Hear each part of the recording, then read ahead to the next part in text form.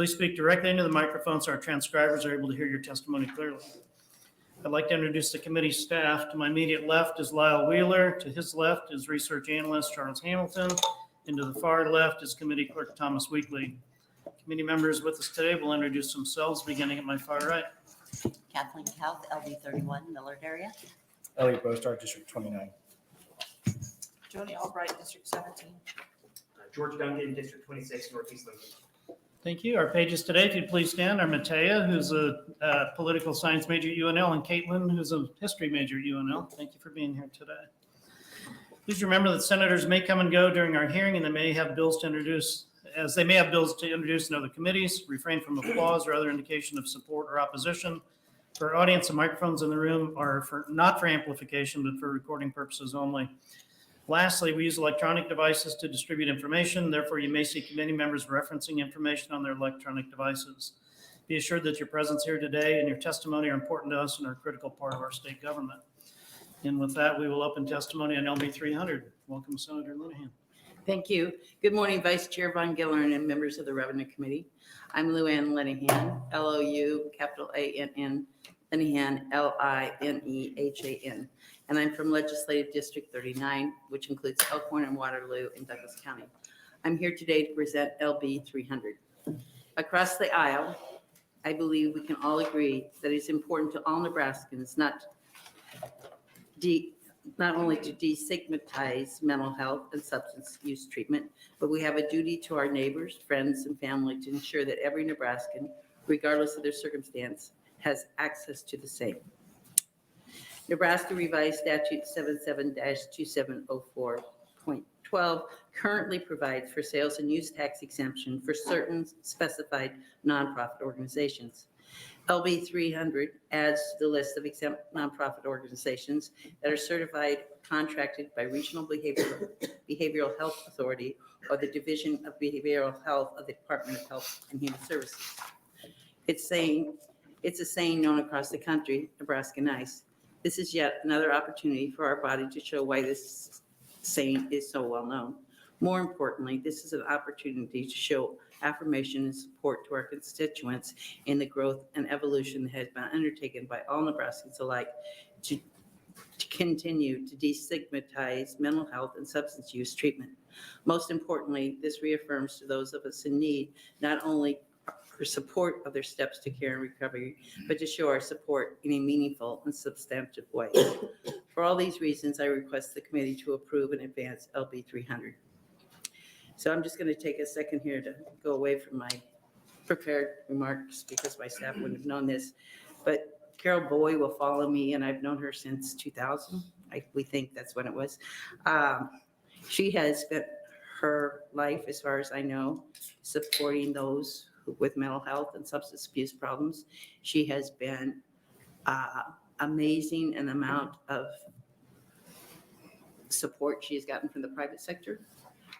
She rarely comes here asking for help, but this is a situation which she will explain better than I can, and I think it's very important we do this. So, thank you. Very good. Any questions from the committee? Seeing none, thank you. We'll welcome proponent testimony.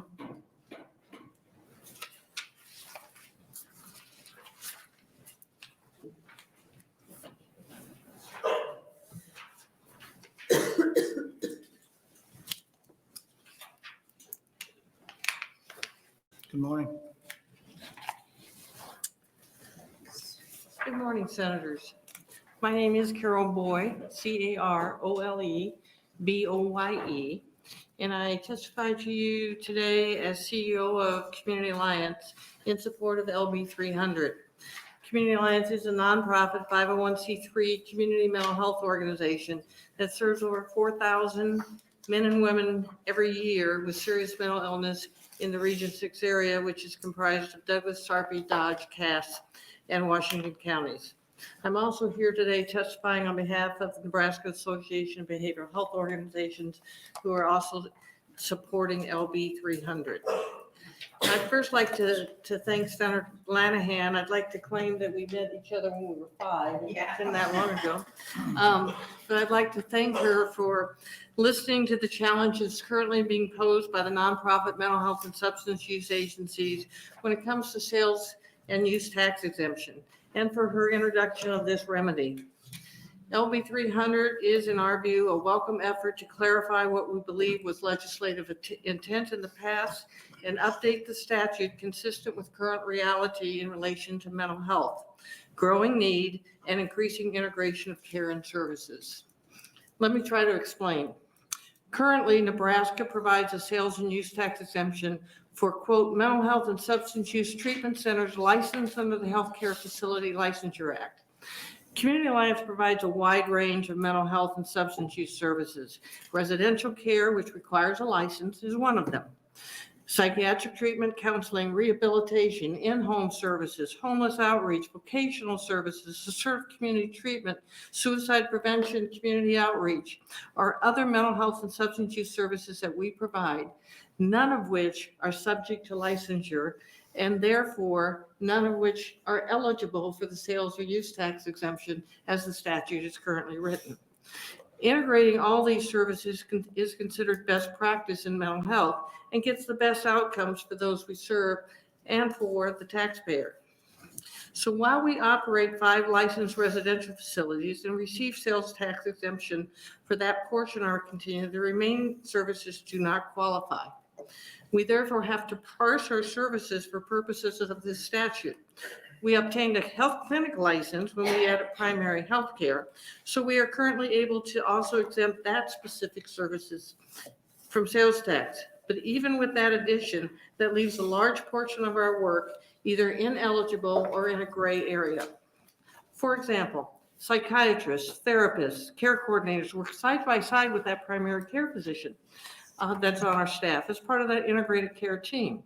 Does this qualify those services as part of our health clinic and therefore sales tax exemption? What about centralized purchase of office supplies and shared office equipment? We share that copier across all programs. What is an acceptable allocation and accounting process to obtain statutorily authorized and intended exemption? Bottom line, even though we are most likely eligible for at least some sales tax exemption, in many of these cases, we often choose not to claim it due to impracticality and excessive administrative accounting and compliance burden.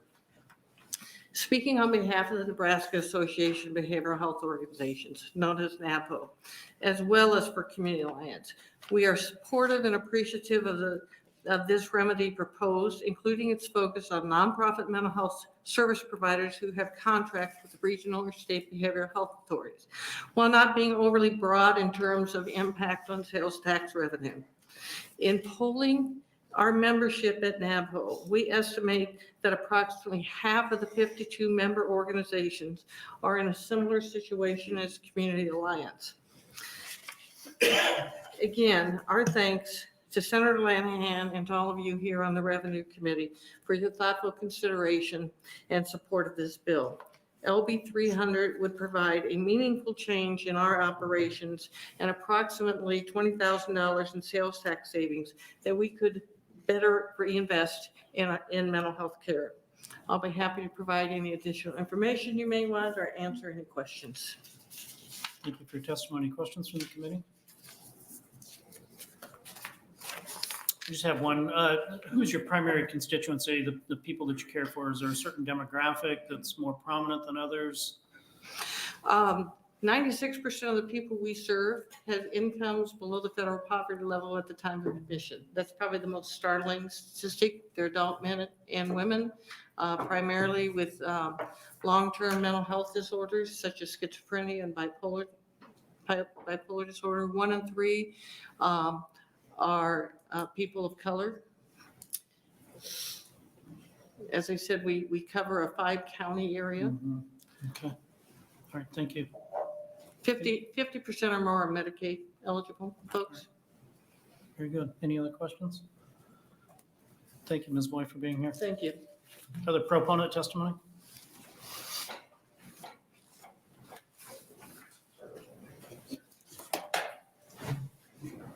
Oh, yeah, sorry. First time? Don't I just take that with me? Sorry. First time? Yeah, my first time doing this. Vice Chairman Von Gillard, members of the Revenue Committee, my name is Joe Kohut, J-O-E-K-O-H-O-U-T. I appear before you today as lobbyist for the Nebraska Association of Regional Administrators, which is a coalition of the 6 behavioral health regional administrators from across the state of Nebraska who operate those within their individual areas, respond to a board of commissioners or a board of directors that are comprised of each of those areas. Their governing boards are comprised of local county officials from each of those regions. And we appear in support of LB 300 today. We are those folks who contract directly with those providers on the ground. So we do hear these stories on a regular basis of what this impact is. If in fact, they're not obtaining that sales tax exemption or they're not getting that benefit. And so the administrators asked me to appear to register their support today before the committee. Happy to try to answer any questions you might have. Any questions from the committee? Seeing none, thank you for being here, Mr. Koha. Any other proponents? Seeing none, are there any opponents who would like to speak today? Any neutral testimony? Mr. Clerk, remind me, do we have any letters? No letters, thank you. Senator Linehan, would you like to close? Thank you all for being here, and I really want to thank Carol and Joe for coming and testifying, and I hope we can get this out quickly and to the floor. Thank you. Any questions for Senator Linehan? Seeing none, thank you. Thank you very much. Let's close our hearing on LB 300. We'll open on 3 and 4.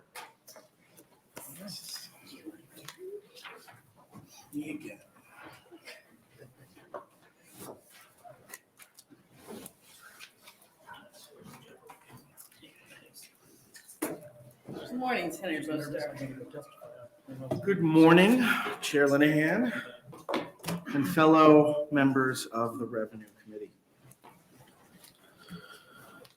For the record, my name is Elliot Bostar. That's E-L-I-O-T-B-O-S-T-A-R, and I represent Legislative District 29. I appear today to present LB 384. Nebraska airports are critical infrastructure for our state. By supporting manufacturing, food production, agricultural applications, and providing interstate travel for business and commerce, our airports serve a vital role for Nebraska's economic development. A recent study by the Nebraska Department of Transportation determined that Nebraska airports provide $8.6 billion in overall economic impact to the state and over 90,000 jobs. Not only are our airports a major income generator for our state, they also support life-saving services like medical transport, firefighting, law enforcement, and search and rescue. The importance of airports to our state cannot be overstated, but too many of our airports lack the resources necessary for general maintenance and repair.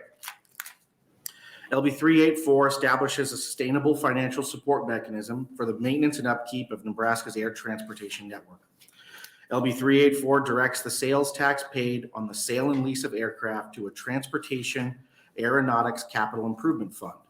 This fund would be administered by the Department of Transportation's Aeronautics Division and will solely be used for the maintenance and repair of Nebraska airports. LB 382 is not a new concept. 384 is not a new concept. The bill is specifically modeled after LB 814, which was passed by the legislature in 2014.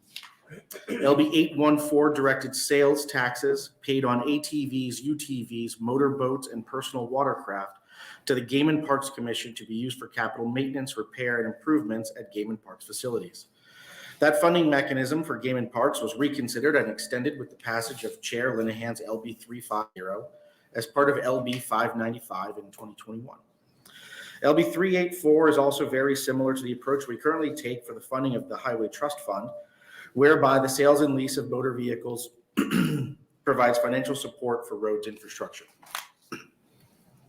There will be testifiers who follow me that can shed light on the history of the state's funding of our airports, how the capital improvements and maintenance needs of our airports are currently paid for, and the needs of the system now and in the future. LB 384 is a small step in the right direction toward providing our airports with a means of sustainable funding for the type of projects that are necessary to secure our airport network's future. There is precedent for providing infrastructure funding through a mechanism like this, and it makes sense to apply this tested and effective funding method to our state's airports. I ask the committee to advance LB 384 general file. I'll be happy to answer any questions you might have. Thank you, Mr. Bostar. Are there questions from the committee? Senator Cobb. Thank you, Chair Linehan. Where does the money go now that's collected from the tax? It's just general treated fund? as general sales tax. Okay. Thank you, Senator Cobb. Are there other questions from the committee? Seeing none. Are there proponents for LB 384?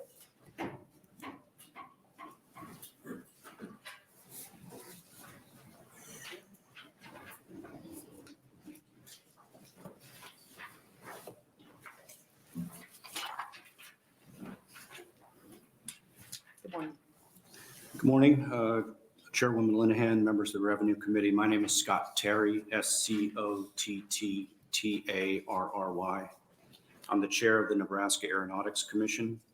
As you may know, the Aeronautics Commission is appointed by the governor to provide oversight of the Division of Aeronautics, which is now within the Nebraska Department of Transportation. It's also the role of the commission to advise state government about the opportunities and challenges facing Nebraska's aviation community, which includes 79 public use airports across the state. As to my aviation experience and expertise, I've spent over 30 years working in the field. I recently stepped down as director of the Aviation Institute at the University of Nebraska at Omaha after serving in that role for 15 years. I'm currently Associate Dean of the College of Public Affairs and Community Service at UNO, but I'm testifying on in my role as chair of the Aeronautics Commission, and my testimony is not intended to reflect the position of the university. I want to thank Senator Bostar for introducing Legislative Bill 384, and thank Senator Linehan and the other members of the Revenue Committee for considering this important piece of legislation. I am supportive of LB 384. I know we have some representatives here today from airports from around the state, so I'll leave it to them to speak to the specifics, challenges and opportunities that their airports face. But I want to touch on two issues that I think are really important from a system perspective or statewide perspective.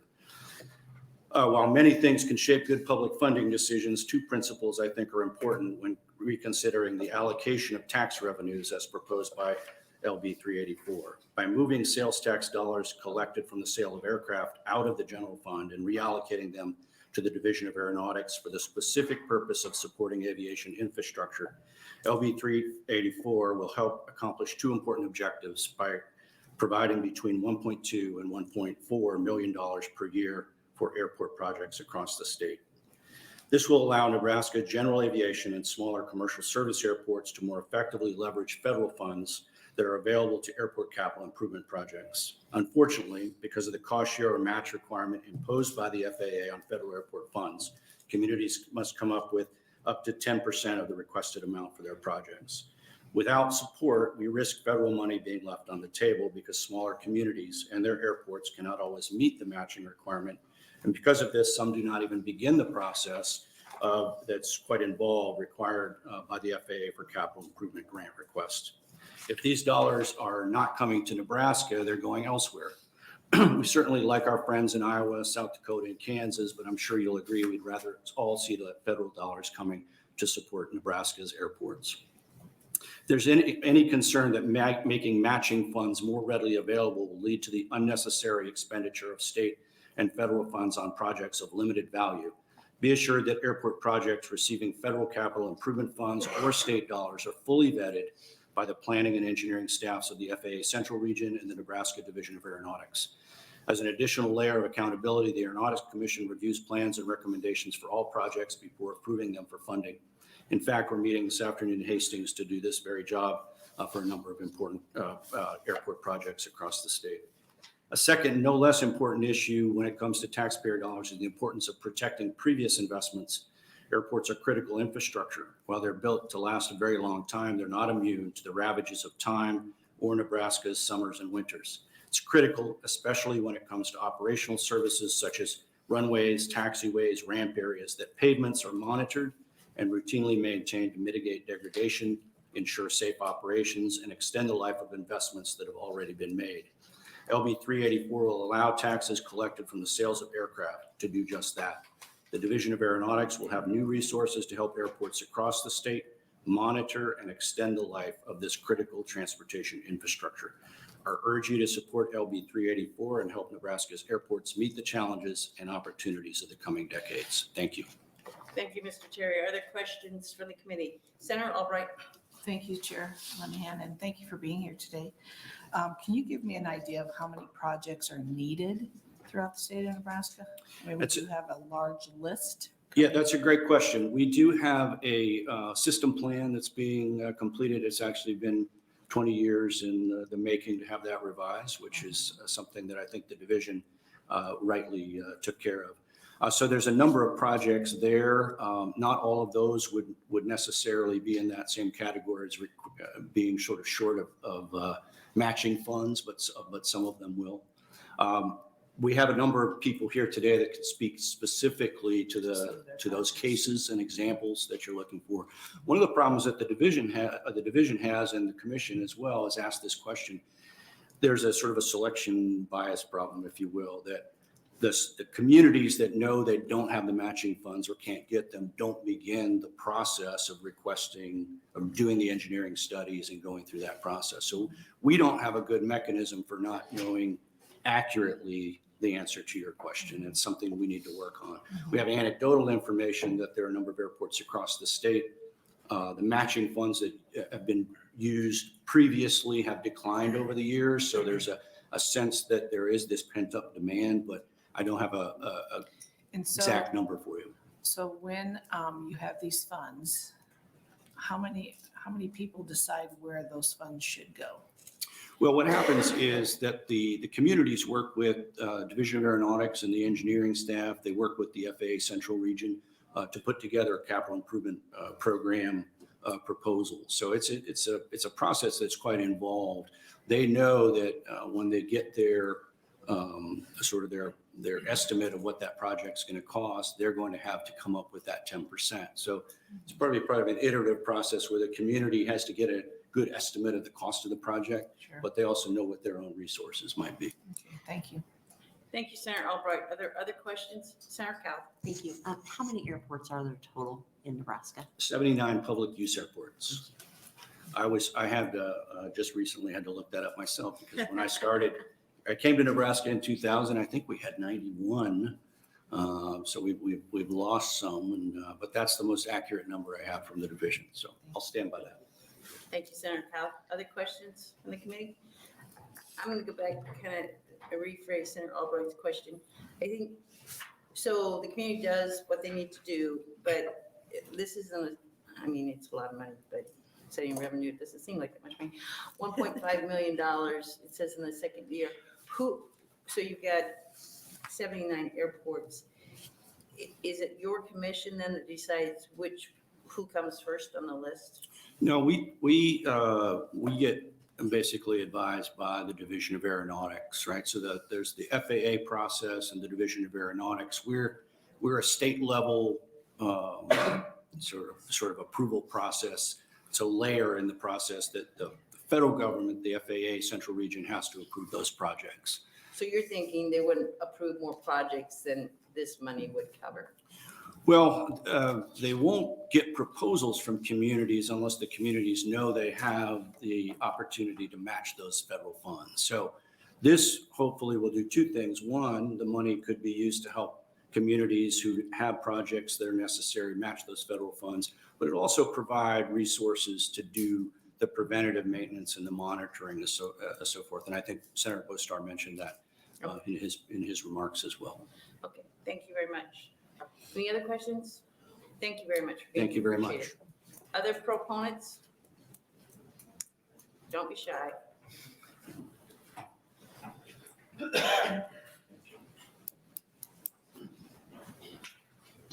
Good morning.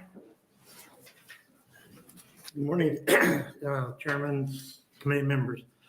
My name's Rodney Storm, RODNEYSTORM. I'm the city administrator for the city of Blair, and also serve as the airport manager for the Blair Executive Airport as governed by the City of Blair Airport Authority. Excuse me. LB 384 is a bill that will increase funds available to the Department of Transportation Division of Aeronautics to support statewide grant for much needed improvements in Nebraska's airports. Improvements that not only will support the whole aviation industry, but the communities they serve in the state of Nebraska. The time is right for the passage of 384. The legislation is needed, due, and it's the right thing to do.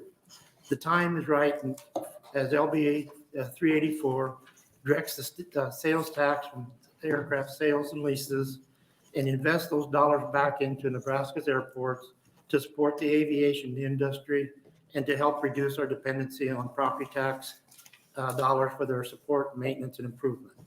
It is the right time because state revenues have never been better situation than now than to remove those tax dollars from the state general fund to support the industry that has generated the dollars. Nebraska's airports struggle to find enough local funding to support the endless number of projects that need to be completed to keep our airports safe and marketable. Redirecting the aviation dollars, sales tax dollars, which are no different than user fees, allows those fees to be used to support the development of Nebraska airport infrastructure for benefit of the private individuals, business industries that are using the facilities, while at the same time reducing the burden of general property taxes on the city's farmers, ranchers, and non-flying in businesses. I said at 80, so I miscounted, so I apologize if it's 79. General aviation airports contribute to the millions of dollars in business revenue to the economy of the state. Yet, according to information NDOT, Division of Aeronautics, the division's annual revenues excluding federal AIP pass-through funds have decreased over $1 million since 2006 to a point where there are minimal state funds available to provide grants to support the development and reconstruction of our airports. This legislation is overdue because over the past several years, small airports across the state have had to turn back available federal funds that will have continued and will have to continue turning down millions of dollars in federal funds needed to maintain and improve their airports because they can't generate the local matching funds. Improvements that are vital to help keep these airports safe so that they can operate, accommodate medical flying, assist in the rural medical clinics, hospitals, and to support the advanced medical emergency treatment for allowing medical transport to the larger regional care facilities, allowing airports to support public safety by hosting aircraft wildfires for fighting wildfires for the benefit of the community and the surrounding communities. Numerous small airports across Nebraska are not able to take advantage of those funds because they cannot generate the local matching funds. Federal dollars that could be used in these rural communities to help foster economic development, increase new dollars to help improve the economic viability of those airports and their communities. From 96 to 2022, Blair Airport, with partial funding from the Federal Aviation Administration and the assistance of the Division of Aeronautics, constructed a 100 by 4,200 concrete runway, turnarounds, parallel taxiway lane, parking ramp, also constructed fuel farm, new hangars, new taxi lanes, and a new access road. The Blair Airport Authority commissioned the automated weather observation system, GPS instrument approaches, attracted a fixed base operator, and a new private and corporate tenants. The FAA National Based Aircraft Inventory recorded an increase from 38 single engine piston aircraft in 96 to over 55 single engine piston aircraft and over 15 multi-engine piston and jet aircraft being used at Blair Airport. This does not include the City of Omaha helicopter unit, which is vital to the public safety resource for not only the City of Omaha, but the whole region. These projects are funded in part by federal Mr. Storm, funds, Mr. minimal Storm, state funding, and the issuance of over $2 million of local tax dollars through bonds to pay those property. Mr. Storm, Paid by Mr. Storm. property tax. Mr. Storm, your time's up. Just summing up real quick, we think it's the right thing to do to put these dollars into the airports. If it's good for the highways, it's good for our parks, it's good for the aviation industry. Thank you very much, sir. Are there any questions from the committee? Seeing none, thank you very much. Appreciate you being here. Other proponents?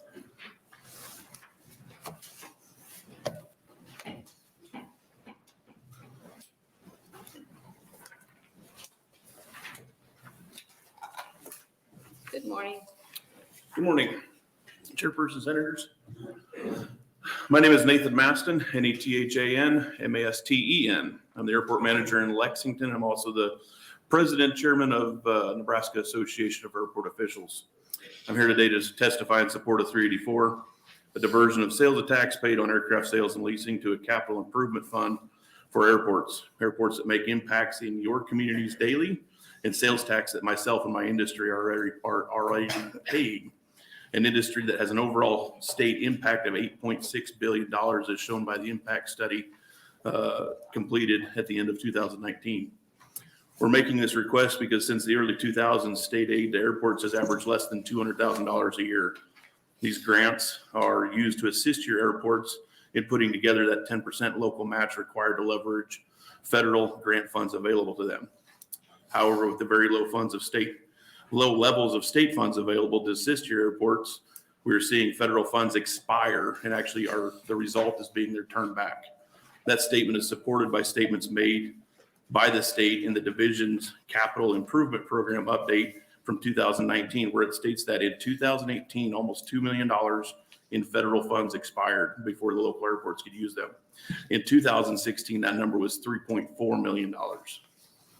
One of the consequences not being able to come up with that 10% local match, and so having to forego the federal funds, is the conditions at your airports is deteriorating. The specific use of these federal funds provided by this bill and the prioritization of the projects might benefit from these additional funds would still be up to the commission, as stated by Scott Terry earlier, and as it does now with the limited funds they have available. In reviewing the list of projects presented to the commission in the past few years, we expect that the vast majority of projects requesting funds would be maintenance projects to repair and maintain runways, taxiways, aprons, or projects to replace airport beacons and runway lighting, not necessarily projects to improve or enhance what the airports have, but simply maintain them in a safe operation. With additional funds, we expect the Aeronautics Commission would be able to fund more projects or fund projects on a higher level. The division has stated that their intentions for the funds from this bill would be to help with that 10% local match, to leverage those federal funds that we already have available. While we understand that increasing taxes in the current political climate is problematic, this bill does not ask for new or additional taxes. It allows the use of the taxes generated by our industry to go back to support our industry, using a tried and true funding method already in place with the NDOT roads and adopted by the Game and Parks Commission. By allowing the sales taxes collected on the sale and leasing of aircraft to go directly to a dedicated capital improvement fund, we provide a significant increase in funding Nebraska's airports without a tax increase. That concludes my testimony. If there are any questions, I can answer probably most of them. Thank you. And I can address any of the previous questions that were left unanswered. Thank you. Are there questions from the committee? So the 79 airports we're not talking about Lincoln or Omaha. We're talking Those airports are included in the 79. Lincoln, Omaha, and Grand Island are the larger commercial air service. And so they actually, they're not included necessarily in this 10% that we're talking about, as they're able to generate funds easier than, say, a Grant or Imperial or a Thedford or Gordon type airport. Okay, because they can charge fees to their commercial Yeah, customers. yeah. Right. Any other questions from the committee? Seeing none, thank you very much for being here. I appreciate it.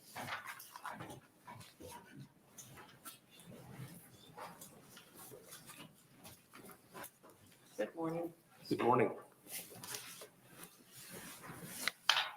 Madam Chairman, Senators, my name is John Large, Jon space Large. I'm from Bennett, Nebraska, and the past president of the Nebraska Association of Airport Officials. I'm here to testify today in support of LB 384, the proposal to direct sales taxes on the sales and leasing of aircraft to an aeronautics capital improvement fund. Per the fiscal note prepared for this bill, this proposal estimates revenues of $1.4 million in its first year, increasing to $1.8 million by year 4. From an airport perspective, these funds would be a welcome relief. While 90% federal funds are available for airport capital improvements, these federal funds require a 10% match. For airports that operate on the revenue from fuel sales and hangar rents and agricultural leases, and what they can get from a local property tax, this 10% share can be a significant challenge, many times requiring our airports to take on significant long-term debt. And this burden is only compounded by the current availability of bipartisan infrastructure law funds. These funds provide a tremendous boost to the size and scale of projects that an airport can undertake, but come with the additional challenge of matching those funds as well. Provided as an example to airports in the form of 5% state grants. These funds could help to relieve some of that local burden, help ensure that projects are not deferred or delayed, and facilitate the maintenance and improvement of our infrastructure. From a state perspective, this also seems to have some benefits. In 2022, FAA entitlements to the state and its airports total over $21 million. Using the projected $1.4 million to provide a 5% match, the state could support all of those entitlements. In fact, at a 5% match, they could support up to $28 million in federally funded projects, providing the potential for state match funding on projects using discretionary or bill funds as well. Now, not only would this $28 million help maintain and improve our airports, but it puts those funds directly into Nebraska's economy through the engineering and construction jobs and other expenditures that go along with these airport projects. Beyond their direct impact, money spent as a result of local airport projects in the form of meals, motel rooms, fuel, etc., can have a significant impact on a local economy. Based on an example provided in the 2019 Nebraska Aeronautics Economic Impact Study, these capital investments could be projected to create over 200 direct jobs, over 150 indirect jobs, and have an overall economic impact of over $48 million. So for a state investment of $1.4 million in redirected aviation sales taxes, going back to the industry that generated them, and invested in capital improvement projects, we can maintain and improve our overall airport infrastructure, partner with our state's airports to carry the financial load, and have a significant impact on the state's economy. In conclusion, I would again state my support for LB 384 and offer to answer any questions that I can. Thank you very much for being here this morning. Are there questions from the committee? Seeing none, thank you very much. Other proponents?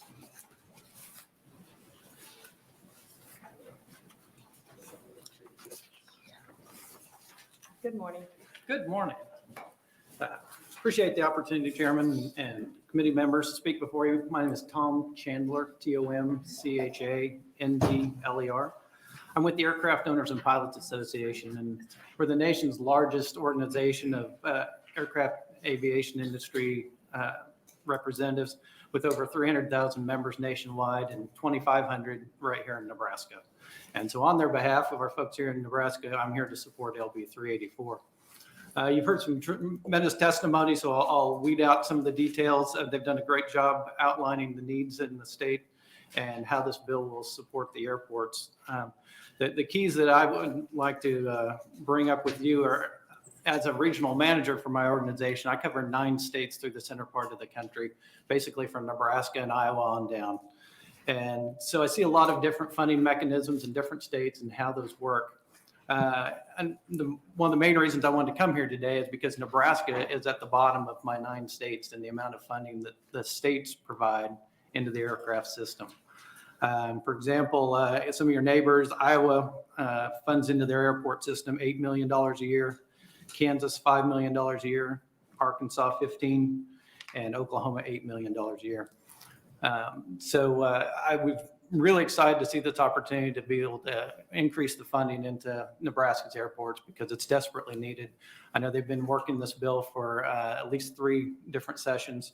And so it would be wonderful to see that go forward and the manner in which they intend to spend these funds to leverage the FAA grants at 9-to-1. I mean, it's a tremendous investment that ends up back into your communities and tends to support the rural communities more than anyone because those are typically the ones that are coming up a little short and struggling to make those match dollars.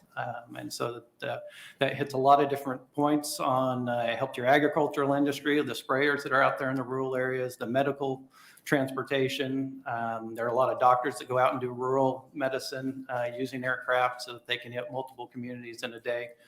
So this hits a lot of different points. And so I ask on behalf of our members that you will support the 384. Thank you very much for being here. Are there any Oh, sorry. questions? Well, there might be, maybe not. You're all doing such a good job. Is there any questions? Do you know, I do want Good. to just Senator ask, Albright, yes. thank you very much. Uh-huh. I just want to ask a quick question. Do you think because Nebraska didn't really have the aeronautics program, I mean, this just kind of came on in the last year or two, right? I'm thinking, do you think that's why we haven't really been paying much attention to? I think you've had it. It changed the manner in which it was formed. And I think it just recently, in the past couple of years, came under the DOT, which may have given it more visibility. It existed before then. And so I think that's, brought it to light, but it's been there and justifies some additional funding and has some catching up to do. I do know in Northeast Nebraska, I think every one of my counties has a small airport that they would like to see this happen. Exactly. And as I always say, these are basically off ramps from the air, and you don't want to lose your off ramp to your city. Correct. Thank you very much for being here. Thank you. Thank you, Senator Albright. Are there other questions for the committee? Where my committee is? See? They are doing other hearings. That's what's going on. Thank you very much. Other proponents? Are there any opponents? Is there anyone wanting to testify in the neutral position? Okay, Senator Bostar, do we have letters? We did have letters out of you. We had 27 proponents, 0 opponents, and 0 neutral. Those are good numbers. Yes. Chair Linehan, fellow members of the committee, thank you for your time and attention to this important matter. Last year, our committee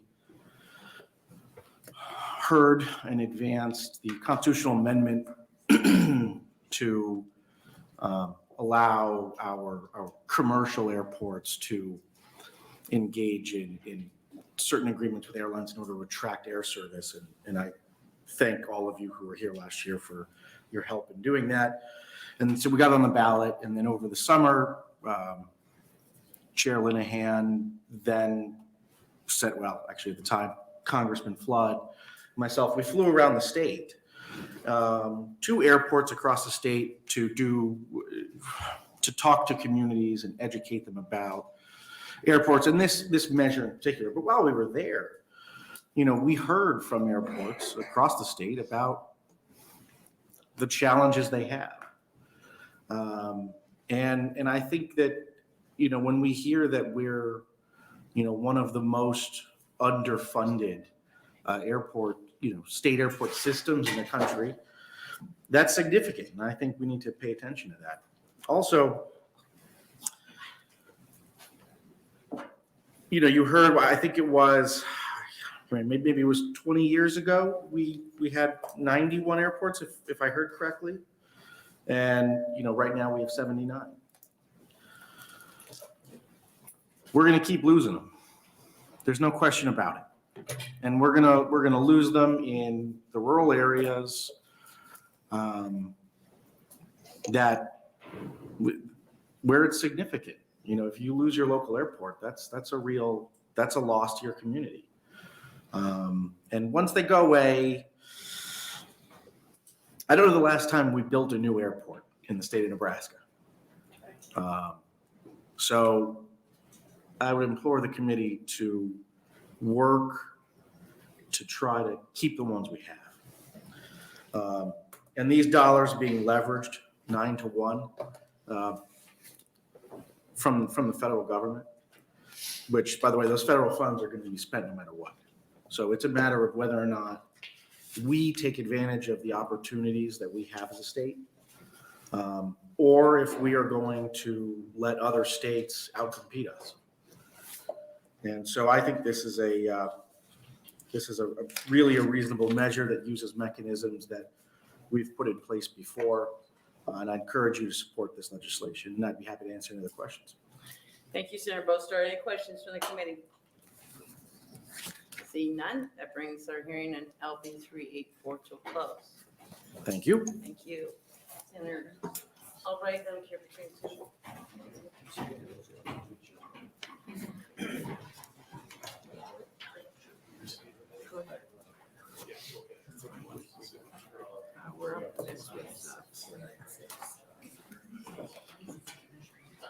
We can pretend it's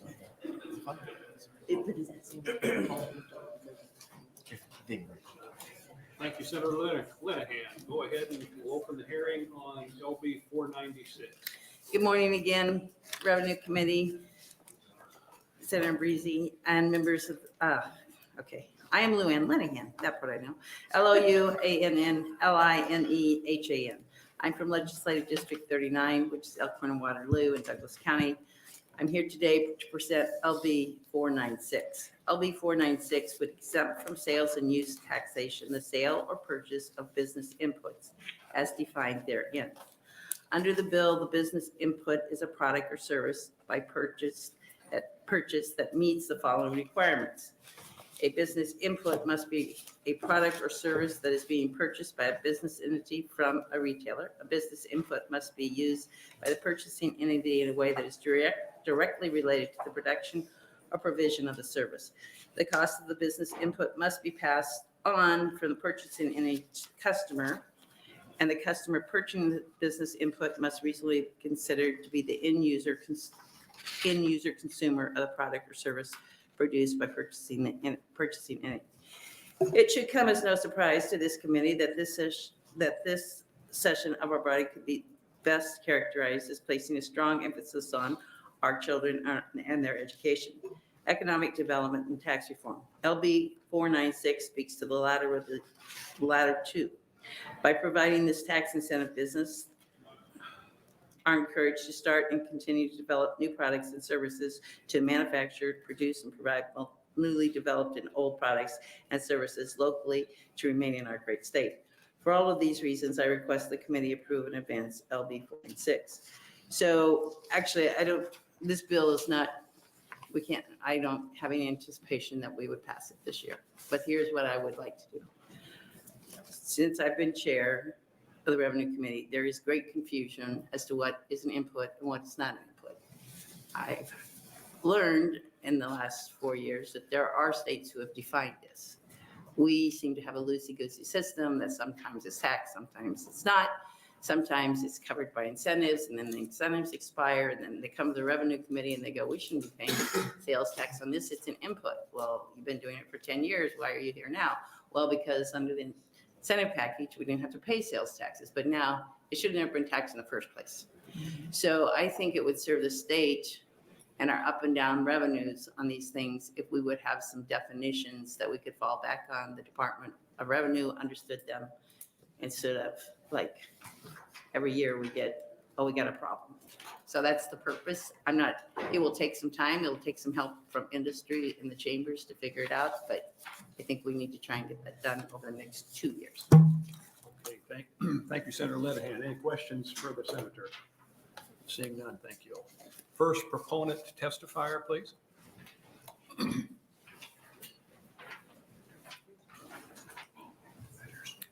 Welcome. Hi, Senator Breezy and committee. My name is Stacy Watson, STACY-WATSON, and I am testifying on behalf of the Nebraska Chamber. I am definitely in favor of a bill that is going to define business inputs. We need a bill that exempts the products that go into something else that is resold from sales tax. So basically, we're not paying sales tax on something twice. That's not how our system's supposed to work when you use sales tax. If we wanted a system that worked that way, we'd probably live in Europe or Canada. We'd have a value-added tax. We don't have a value-added tax. We have a sales tax. And the sales tax is only supposed to be paid once, basically on the end, to the end user pays it for everything that goes into that product in a reasonable manner, obviously, right? I'm an accountant. You don't currently charge tax on my services. I wouldn't tell you my desk is a business input, but I would obviously tell you the software that I use to produce my service would be a business input. Unfortunately, because we haven't defined this well in our statutes previously, whether or not you're a manufacturer or you have other taxable services that you provide in the state, the Department of Revenue defines it for you. And in the way it just kind of works for them, if you don't exempt it, they tax it. Well, businesses believe that obviously it goes into my product, right? I use it, I consume it during the making of my product in a direct manner. But yet the department will come in and say, well, yeast and bread, I mean, let's all think about it. Does yeast help produce bread? The answer is obviously yes. But it's not maintained in the final product. You used it up during the process. And so the state has come in and said, well, I mean, yeah, you used it, but ultimately it's doing nothing at the end. Well, we couldn't have made bread without it. So these are the types of arguments that we've had. Or for a lot of our software producers, they use other softwares in their software to make their software run, right? It's very confusing from a software perspective because I'm an accountant, again, not a software provider. But when they plug someone else's tool into their tool, the state's like, well, you should pay sales tax on that, even though ultimately I'm going to charge my consumer for every single thing that I've plugged in along the way.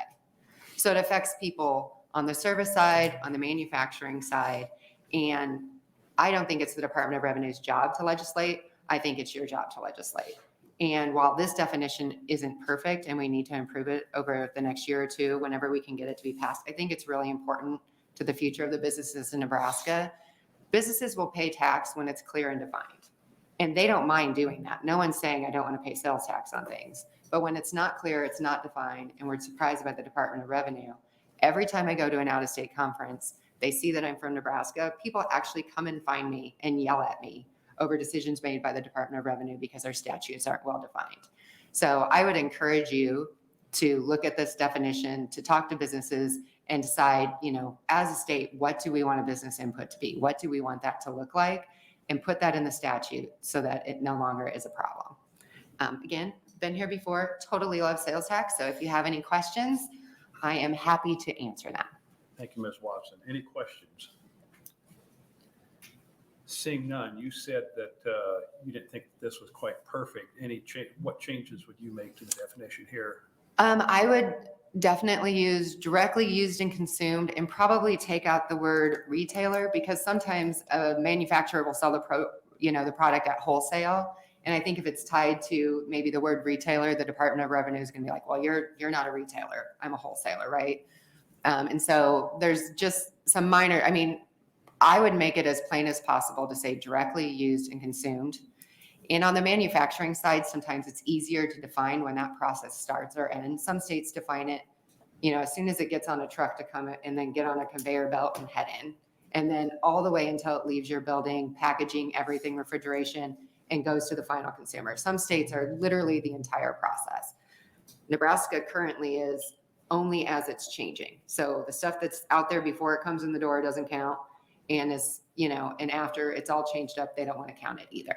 So I think we need to decide how broad our definition is going to be, but directly used and consumed, the hard part for you guys will be where that begins and where's that end, right? Okay. So. Very good, thank you. Any other questions? Seeing no other questions, thank you for your testimony. Thanks. Next proponent testifier, please. No other proponents? How about opponent testifiers? Seeing none, how about neutral testifiers?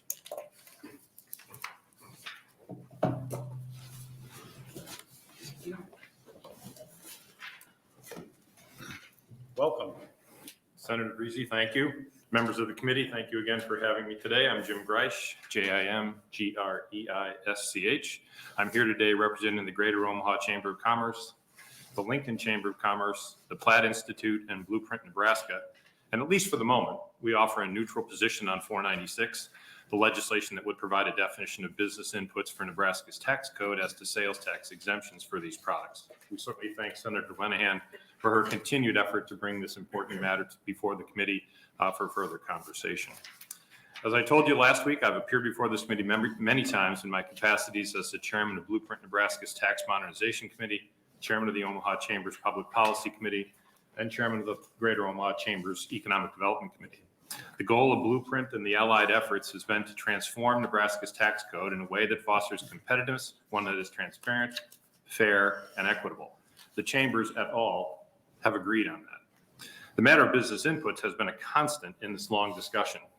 Key to that is the basic principle that inputs should not be subject to sales tax. That's rule one. Taxing inputs result in pyramiding. Pyramiding results in a cascade of tax layers that would make recent inflation seem tame by comparison. It's clearly contrary to the core principle. It would be uncompetitive and inequitable. So why are we neutral today? I'm sure many of you thought, well, Jim's here again. He's going to tell us we ought to do this. You know, when we assess the efficacy of any proposed language in any bill, we ask ourselves, does the language as proposed provide the direction that is elastic enough to be applicable to our economy today and as it evolves in the future? In many bills, this is easy to discern. When it comes to things like business inputs, well, it's a little more difficult matter to tackle. The conundrum here is finding a definition that is inclusive, effective, and provides business and prospective new employers with a level of clarity and certainty that reduces the number of disputes that come with vague and directionless definitions. I learned a colleague from the state chamber with whom we've spent many hours discussing this highlighted that perfectly. We believe that needs more study. And I've testified before this committee on reasons why this is a difficult process. It's quite possibly impossible, if that's a proper grammatical phrase, to craft a definition that will fit for eternity, much less next year. We regularly see definitions that attempt to define what is integral, essential, necessary, or indispensable to business as a means to define an input. We note the inherent challenge here. What may be all of those today can be rendered obsolete tomorrow by research and development and innovation. How to arrive at a definition that will both serve the current economy and that of the coming years is the question of the hour. How can we do this without members of the Revenue Committee having to face a new round of bills next year from businesses who present a logical case, but when they were inadvertently left out of the previous definition? How can we do this in a fashion that will avoid disputes with the Department of Revenue? How can we do this and account for something that is essential to the producing of a product, but does not itself survive the process to remain a part of the final product? The current language as offered in our opinion does not meet that test. So what do we do now? Ideally, business inputs would be exempted from sales tax based upon the identity of the purchaser. I know you've heard me say that before. It's a nice thought, but it's difficult. Thus far, many states have made binary choices that are not as clear-cut as the definition would be because the same good or service may be purchased by both business and end-user consumers. The challenge is obvious. Another possible answer is to adopt a conforming definition tied to the federal definition of business expenses as outlined in Internal Revenue Code Section 162. In that definition, you'll find words like ordinary and necessary. But even this choice has flaws. The ordinary half of that will most likely trigger some debate. The necessary part might be easier. Businesses buy iron ore that's made into steel and it's made into cars. They also buy many items which have nothing to do with the product, but they find their way to the ultimate consumer. Think about the chemical that's added to paint, added to that steel. That chemical goes away the minute the paint is applied, but the paint can't be applied without it. Were I to go on, and perhaps thankfully for you, I won't this morning, I could provide many other examples of the issues with trying to define this term. We can see the overall intent of your language here, though. You're trying to impose a sales tax on final consumption of both goods and services. You're clearly trying to avoid taxing intermediate transactions, the fancy term for business inputs, to avoid tax pyramiding. You're trying to be fair, you're trying to be transparent, and you're trying to be equitable. We applaud all of those things. To get this right, though, which we know you are trying to accomplish here, will require a little bit more study, some comprehensive discussion and debate. We understand this is an important issue, but we think the time is now for an interim study that would serve businesses in Nebraska best as a means to get the definition for business inputs as you seek to modernize tax policy to achieve long-term competitiveness. I thank you for your time today. I'd be happy to answer any questions you may have. Thank you for your testimony, Mr. Greisch. Any questions? Seeing none, but I think the bottom line of your testimony is that there are no easy answers here, correct? Senator, you've heard me say before, if this were easy, every state would have it, but we really don't see that. We see it almost every year that someone tries. Utah's tried 3 times in the last decade and still hasn't gotten it. The states that are getting it closer, Michigan, by way of example, Iowa is getting closer. We think those are the right directions, but even those definitions are not perfect. I doubt we're going to find a perfect definition, as you've heard me say before. We're just looking for one that contains the least amount of pain. The objective would clearly be to drive the amount of sales tax paid by businesses down from its current roughly 43% of the total sales tax burden below 40%. And if we could achieve that, that would be preferable, and bringing more end user consumers paying tax into the mix, that would clearly be better. Very good. Thank you. Anyone else? Seeing no other questions, thank you again for your testimony. Any other neutral testifiers? Seeing none, Senator Linehan, would you like to close? We did have letters. Yes, I believe we have one proponent letter and one opponent letter. I'd like to thank Ms. Watson and Mr. Greisch for being here, and I appreciate their comments. I'm glad, but I think we've stared at this problem for quite some time. And as I said in my opening, I know it's not ready for prime time, but I would really appreciate if we could figure out over the summer, maybe it's an interim study. I don't want to hear about this for 6 years as revenue chair and we do nothing about it. So I don't think we should let the perfect be the enemy of better. And it's clearly an issue. So I would invite everybody to get together with us after we're out of this session, June, before we come back in January of next year and figure out an answer. So thank you. Thank you, Senator. Any questions? Seeing none, thank you. Thank you. Now we'll close the hearing on LB 496.